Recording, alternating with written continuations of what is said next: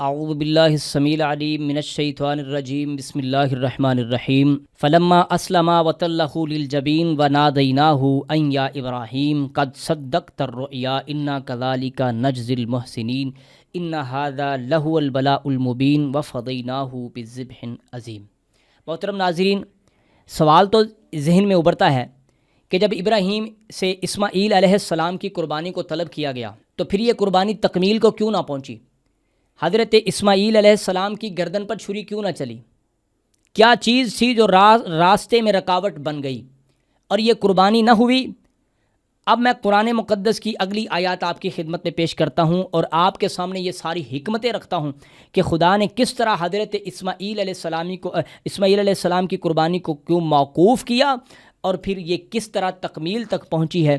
اللہ اکبر۔ اللہ پاک فرماتے ہیں کہ جب دونوں باپ بیٹا فرما بردار ہو گئے اور انہوں نے قربانی دینے کے لیے تیار ہو گئے، گردن کے بل جبین نیاز کے بل جبین کے بل حضرت اسماعیل علیہ السلام کو ابراہیم علیہ السلام نے لٹا دیا تو آسمان سے پھر پیغام آیا خدائے ذوالجلال کا، وَنَادَيْنَاهُ أَن يَا ابراہیم، اور ہم نے آسمان سے یہ آواز دی، اے ابراہیم پیغمبر، قد صدقت الرؤیا، اے ہمارے ابراہیم پیغمبر آپ نے خواب کو سچ کر دکھایا، اِنَّا كَذَلِكَ نَجْزِي الْمُحْسِنِينَ، اور پھر ہم اپنے احسان مند بندوں کو اسی طرح اجر عظیم عطا فرماتے ہیں۔ اور سن لیں اے میرے ابراہیم، ان ھذا لہو البلاء المبین، یہ تو بہت بڑی یہ آزمائش تھی، واضح آزمائش تھی جو آپ کے سامنے ہے، لیکن آپ نے اس آزمائش میں جناب وَإِذِ ابْتَلَىٰ إِبْرَاهِيمَ رَبُّهُ كَلِمَاتٍ فَأَتَمَّهُنَّ، جب بھی ہم نے آپ کو آزمائش میں ڈالا آپ کامیاب ہوئے، لیکن سن لیں وَفَدَيْنَاهُ بِذِبْحٍ عظیم، ہم نے اسے کس کو؟ یہ اسماعیل علیہ السلام کی قربانی کو موقوف کیا ہے، فدیے کے طور پر ذبح عظیم ہوگا، فدیے کے طور پر ذبح عظیم ہوگا۔ اب یہاں ہم نے اس بات پر غور کرنی اور سمجھنے کی کوشش کرنی ہے کہ ذبح عظیم کیا ہے۔ آج تک آپ نے علماء کرام سے ان آیات کو بھی سنا ہے اور ان موضوعات کو بھی سنا ہے، لیکن میں پورے یقین سے کہتا ہوں کہ کسی نے بھی اس بات کو سمجھانے کی طرف توجہ نہیں دی کہ یہ ذبح عظیم کیا ہے۔ کیا جو آسمان سے جنت کا جو مینڈھا اترا ہے وہ ذبح عظیم ہے؟ کیا جو اللہ نے وہ دمبا عطا کیا وہ ذبح عظیم ہے؟ اسماعیل علیہ السلام تو صرف ذبح ہیں اور مینڈھا ذبح عظیم ہے۔ یہ ذبح عظیم کیا ہے اور کسے فدیہ بنایا گیا ہے؟ حضرت اسماعیل علیہ السلام کا۔ اور پھر سن لیں کیوں بنایا گیا ہے، حضرت اسماعیل علیہ السلام کی قربانی کو کیوں موقوف کیا گیا ہے۔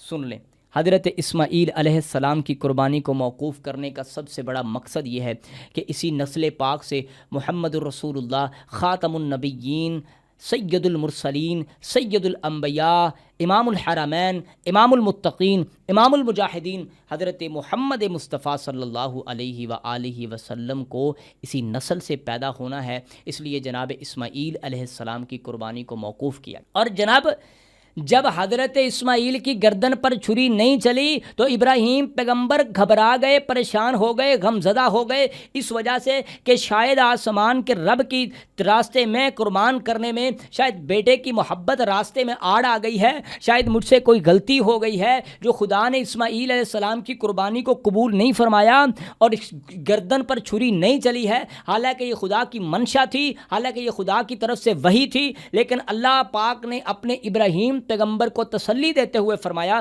قد صدقت الرؤیا، آپ نے خواب کو سچ کر دکھایا ہے، لیکن رک جائیے، اسماعیل کی گردن پہ چھری نہ چلائیے، رک جائیے، کیونکہ ہم نے اس نسل پاک سے محمد الرسول اللہ کو پیدا کرنا ہے۔ وفدیناہ بذبح عظیم، ایک ذبح عظیم کو اس کا ہم نے فدیہ بنا دیا ہے۔ وہ ذبح عظیم کیا ہے؟ مینڈھا ذبح عظیم نہیں ہے، وہ ذبح عظیم حضرت امام حسین علیہ السلام کا کو جو کربلا میں ذبح کیا گیا ہے، یہ ہے وہ ذبح عظیم۔ قربانی ہوئی ہے، اسماعیل علیہ السلام کی قربانی اس میدان کربلا میں تکمیل تک پہنچی ہے۔ آج تک روئے زمین پر اس کائنات میں کسی کے پاس وہ تصویر شہادت کی نہیں موجود جو امام حسین علیہ السلام کو شہادت ملی ہے۔ اگر کوئی بندہ غلط فتویٰ نہ لگا دے تو میں یہ کہتا ہوں کسی نبی کو بھی اس مقام مرتبے پر یہ شہادت اس مرتبے پر اس طریقے سے شہادت نہیں ملی جو شہادت کا مرتبے پر فائد حضرت امام حسین ہوئے ہیں۔ کون سی تکلیف، کون سی آزمائش، کون سی ابتلا جو حضرت امام حسین کی شہادت میں موجود نہیں ہے؟ اپنی جان کا خطرہ، اولاد کی جان کا خطرہ، بھوک پیاس، لمبا سفر، دوست یار سجن، بیٹیاں بہنیں اپنے ساتھ، بھائی قتل ہو گئے، سر سے جناب تن سے سر کو جدا کر دیا گیا، جسم کے ٹکڑے کر دیے گئے۔ وہ حضرت اسماعیل کی گردن پر چھری چلتی تو ایک اسماعیل تھے، یہاں پتہ نہیں کتنے اسماعیل ذبح ہو گئے۔